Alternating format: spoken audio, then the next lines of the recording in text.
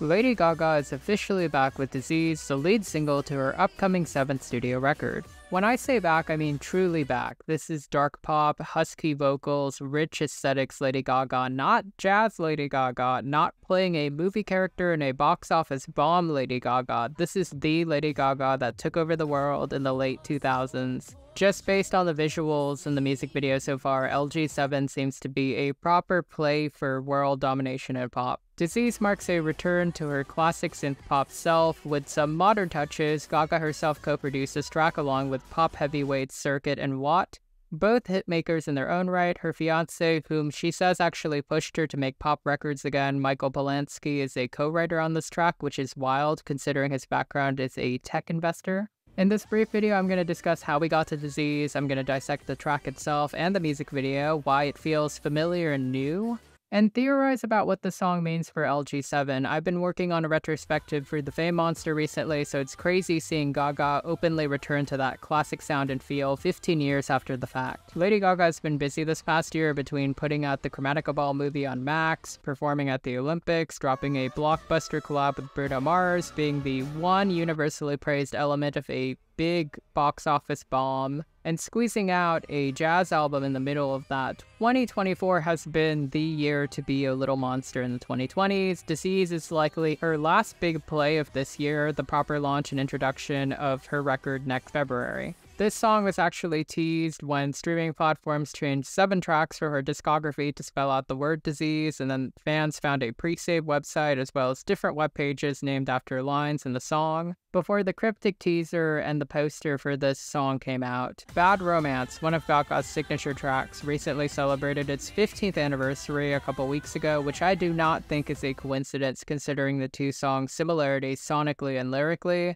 I do think on some level that's the bar that she was trying to meet, but does she meet it? So let's talk about that music video. I purposefully delayed this video to talk about the music video, which perfectly fits the song's aesthetic and storyline. I think it really evokes her earlier works, which again adapted the lyrical storylines of each song elegantly, either visually or tonally. Seeing her with the dark hair again really just reminded me again of The Fame Monster. While there wasn't any mind-blowing choreography like some leaker said would be in the video, the whole messaging of her confronting herself and her inner demons is really well executed. She's constantly fighting these different demonic interpretations of herself, and the fact that this happens in broad daylight makes it very unique looking, as well as shooting on film. The colors look rich, and the video does actually look expensive. At one point, she's fighting the blonde version of herself, and then it cuts to her being trapped in handcuffs while stepping on a clone of herself. She really cannot win because she's torturing herself. I've come to see that the hatted version of her, watching her destroy herself, really is the interpretation of the darkness within her.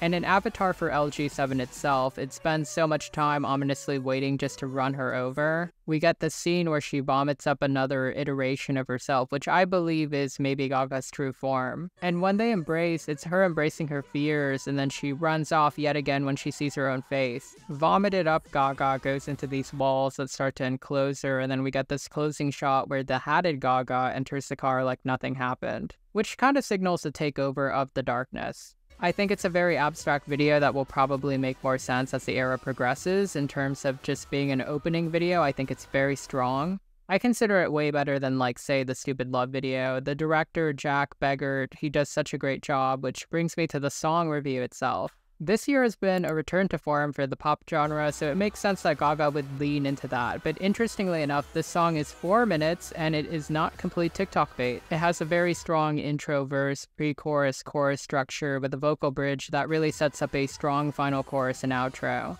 Vocally, this might actually be one of her strongest performances yet, something that was teased by her performance of Happy Mistake on Kimmel. Gaga has never sounded this good. LG7 might actually be her best album in terms of that element of her voice, because the mastery is just a sharp improvement over her earlier years. Production-wise, I had to check and see if Red One or an older collaborator had come back. They didn't, but Circuit, Watt, and Gaga do such a great job capturing that gritty sound that she had earlier in her career. This is a club-ready track. The way that the drums kick, the synth fighting against Gaga's voice, it really evokes that dirty Europop vibe from The Fame Monster. The track's a perfect track for Halloween because of its ominous tones. The ahs and the ad-libs in the pre-chorus feel very siren-like. This song feels just so dense and rich with every detail. Every listen, I always come back with a new thought. I was vaguely reminded a little bit of Guy from Pop, the inflection of the 1, 2, 3 particularly, and the melody kind of feels very modern. The reliance on the melody did make me think a little bit of Alejandro, which is one of my favorites from the Fae Monster. You can hear that melody permeate everywhere. Another track this really reminded me of was Government Hooker from Born This Way, one of the most underrated deep cuts of hers. I feel like her ability to pinpoint and reference herself is what does make this track strong. I vastly prefer it to say Perfect Illusion or Stupid Love, which didn't really feel like strong or accurate introductions to their albums. I like those songs as a part of the record, but I just don't feel like those were strong leads.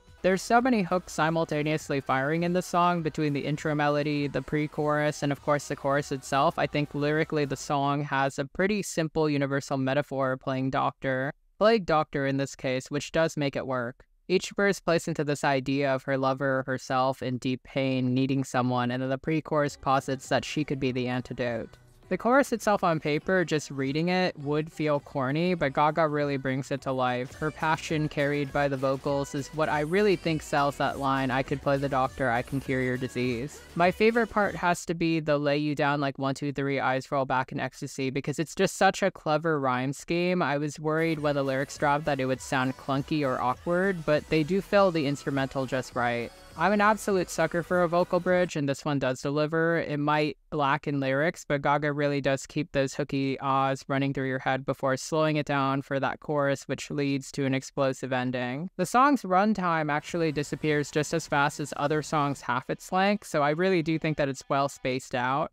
So does Disease have a chance to become a potential grower hit? I do think so, but it does seem like her team is focusing efforts on Die With A Smile, which is very close to the top. Regardless, Disease is a great comeback song and a strong launch to LG7, which does drop again sometime in February. I'm very curious to see how it continues to chart, whether or not it is a grower or not. This is a very interesting time because holiday music is about to take over the charts, and as we recalled from last year, the top 20 just basically becomes holiday hits. So how well Disease holds is going to be an indicator of interest. And I do think it's going to hold well, hopefully. And that's a wrap. Thank you so much for tuning into my quick little video about Disease. I just really wanted to cover this song, but I was waiting for the video and just more details about it and time to digest it. As a little monster, I love it. I do think it's going to be successful. I don't really care how successful it is on the charts, but I do anticipate it being a slightly big hit for her. The follow-up single is going to pretty much determine how the album does go because we are quite a ways from its launch. But I am here for a long era, not a quick, flashy, 2 singles, album drops, and then the entire album's forgotten about, and then we go to tour. A quick shout out to my mubbers. Thank you so much for supporting this channel every day. Thank you to my subscribers for tuning in, and I hope to see you next video, which is coming pretty soon.